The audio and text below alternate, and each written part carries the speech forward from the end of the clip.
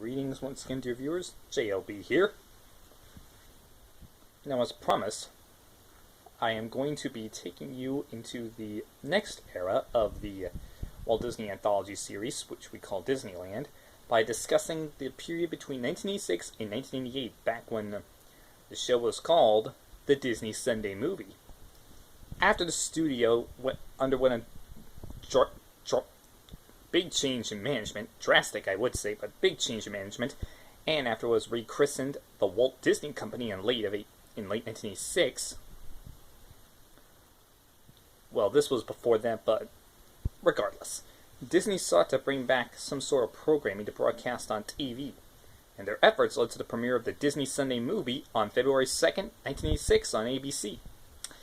Now, many names are considered to serve as a presenter for the show, including Julie Andrews, who we all know from Mary Poppins, Dick Van Dyke, who played Bert in Mary Poppins, Cary Grant, Tom Hanks, who would go on to play the voice of Sheriff Woody in the Toy Story movies, Walter Cronkite, Roy E. Disney, who has a close resemblance to his uncle, and I promise you, he really does, or even Walt's own creation himself, Mickey Mouse. But ultimately, the studio decided to have the company's recently hired CEO at that time, Michael Eisner, host the series. He wasn't a performer on stage or on film or TV.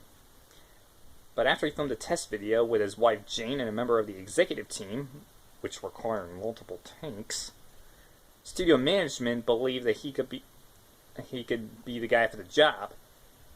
Eisner then hired Michael Kay, a director of political commercials for then U.S. Senator Bill Bradley, to help him improve on his on-camera performance.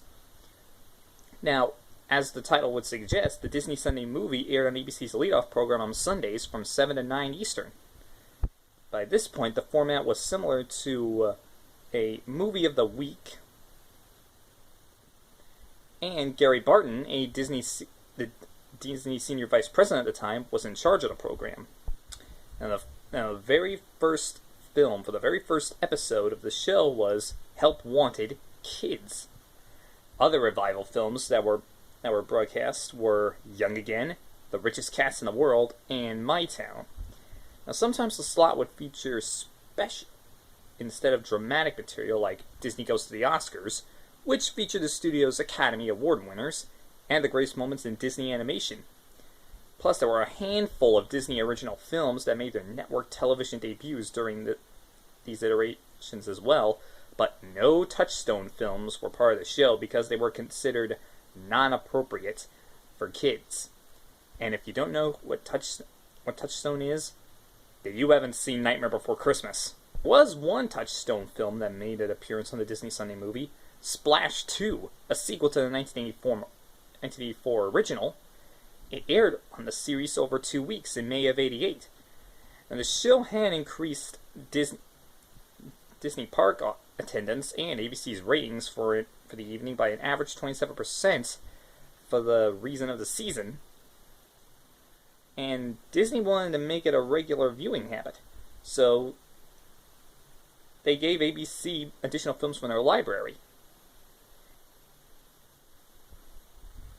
Sorry, my camera glitched out for a minute, I think, so you have to forgive me if it freezes up for a minute. Anyway, to keep up their ratings, Disney gave ABC more films to show, like The Apple Dumpling Gang, Candle Shoe, and the one and only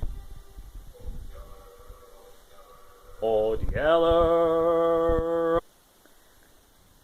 And those films ran for the normal rerun mid-year period.